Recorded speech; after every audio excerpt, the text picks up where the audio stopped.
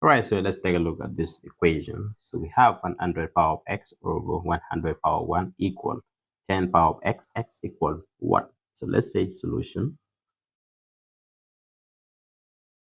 So we have 100 power of x over 100 power of 1 equal to 10 power of x. So 100 power of x over 100 power 1, it also can be written this way, bracket of 100, then power of x minus 1 equal to 10 power of x. So here we have 100, which is the same as 10 power of 2. So let's write it in this way. It's going to be 10 power of 2.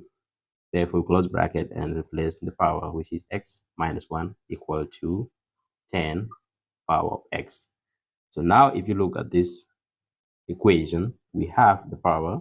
So it's going to be 2 times x and 2 times negative 1. So it's going to be here 10. Therefore, we have 2 times x is going to be 2x. And we have 2 times negative 1 is going to be minus 1 equal to 10 power of x.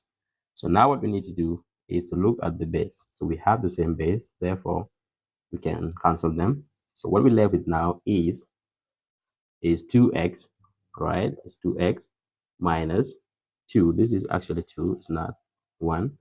Minus 2 equal to x, right?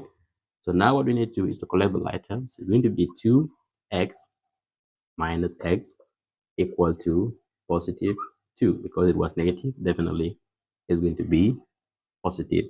So we have 2x minus x is going to be x. Therefore, x equal to 2. And this is the answer. Please, I want you to recheck and let me know in the comment section if there is error. And also don't forget to subscribe. See you in the next lesson.